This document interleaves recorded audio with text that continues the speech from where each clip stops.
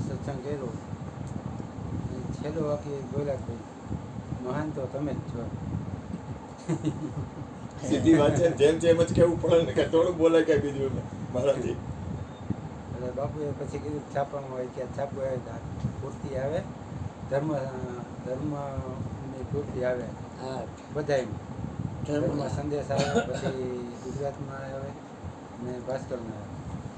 એમાં એક આજે જ લેખ આવ્યો હતો, મહાન કોણ છે. તો એક રાજ્ય હતું, એમાં રાજા રાજ કરતો બરાબર. તો એ બપોર ત્યારે એમ થોડોક અટારી આવ્યો તો જોયું એને કે વ્યક્તિ ઉગાડા પગે અને માથે છતર ને કાંઈ નહીં, એ હાલીને જતા હતા. કે આ સારું અજાણ્યા લાગે છે, આપણા રાજ્યને લાગતા નથી. એટલે સૈનિકને અવાજ કરીને બોલે કે ભાઈ આ વ્યક્તિ કોણ છે કે અજાણ્યા અત્યારે કે આટલી ઉગાડા પગે ને માથે કાંઈ છે નહીં કે મહારાજ એ કે આપણા ગામમાં એ કે સત્સંગી છે એ કે, અને 2-4 દિવસથી આવ્યા છે ને સત્સંગ કરે છે.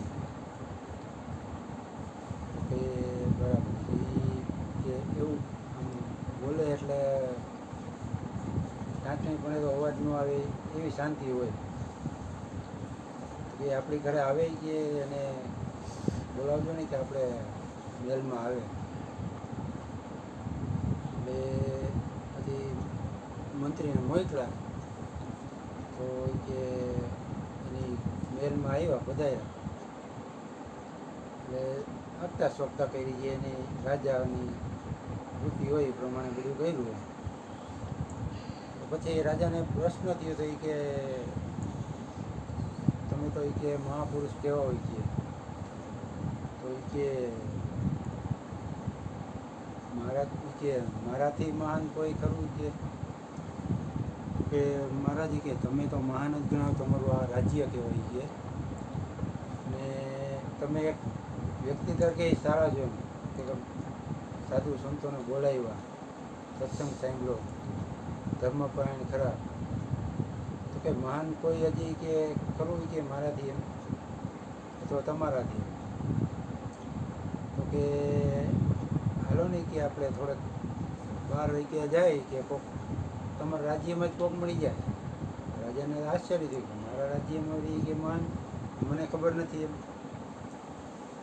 એ થોડેક આગે આવેલા આમ એક માજી ખોદકામ કરતા હતા, કૂવો ખોદતા ખરા બપોર. એ માજી જોઈ ગયા કે મહારાજને તો ઓળખે જ. મહારાજને નમસ્કાર કર્યા, સંતને નમસ્કાર કર્યા, બે કે પાણી બાણી પીઓ. બેઠા કે માજી તમે ક્યાં ખરાબ ઉપર ગયા આવું ક્યાં શું કરો? તો બેટા કે હું આ કૂવો ખોદવાનું કામ કરું. પણ તમે ક્યાં કૂવો ખોદશો તો એ કેટલો ટાઈમ લાગશે? તમને વર્ષ કેટલા થયા? તો મને 85 વર્ષ થયા. કે તમને એવું લાગે તમે આ કૂવો ખોદીને તમે કે એનું પાણી પીવો કે? તો કે એ તો મને ખબર નથી મારા શ્વાસ કેટલા હાલશે એમ, પણ હું પ્રયત્ન કરું છું કે કૂવો ખોદું ને તો એ કે અહીંયા કેટલાય કે લોકોને અત્યારે પાણીની સમસ્યા છે, પાણી મળતું નથી. અહીંયા પછી નવી ઓવારું આવે હાથે આવે ને તો એને બહુ છેટે જવું ન પડે પાણી ભરવા. અને કૂવો ખોદાઈ ગયો તો એમાં સંગ્રહ થાય વરસાદ આવે તો. એટલે પણ તમે કે આટલી મહેનત કરો તમને શું ફાયદો? મને કાંઈ ફાયદો થાય કે ન થાય, પણ એ પરમાર્થી જીવ હતો.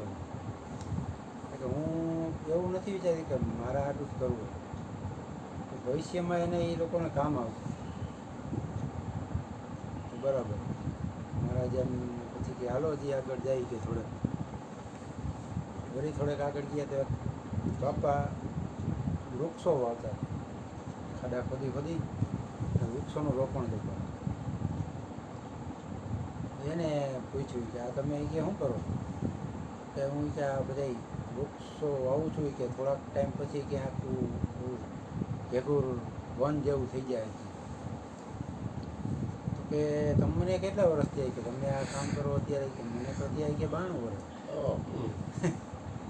કે તમે એ કે હજી આ કામ કે તમને એ કે આમાં તમે એવું લાગે કે તમે આ વૃક્ષો થાય તો એનો છાંયડો તમે લઈ શકશો કે ના ના એ કે એ કાંઈ નક્કી નહીં તો કુદરતની મહેરબાની છે પણ એ કે હું વૃક્ષો આવીશ તો થોડાક ટાઈમમાં એ કે અહીંયા ઝાડવા થઈ જાય ઝાડવામાં કેટલાય પશુ પંખીડાઓ રહે ને છાંયડો થઈ જાય તો કોઈ વટે માર્ગો અહીંથી નીકળે તો એને છાંયો મળે 2 ઘડી આરામ કરે કે એને ભોજન ગ્રહણ કરવું હોય તો છાંયો મળી જાય કે દૂર દૂર સુધી ક્યાંય આપણે એ છાંયો દેખાતો નથી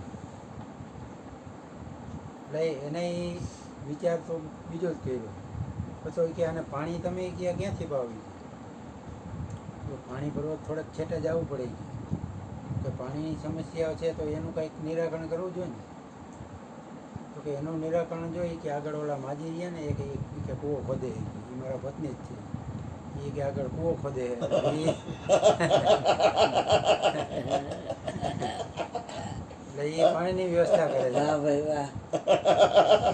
એટલે રાજાને પછી સમજાય કે જો આ મારા ને તમારા કરતા મહાન વ્યક્તિ આ છે જોયું ને એ પરમાર્થી જીવ છે વિચારે કે હું તો ખાલી કે કોઈ સત્સંગ આપું બરોબર વાણીથી બધું આપણે કરી બોલી એટલે તો કીધું તમે લોકો મહાન છો એવું.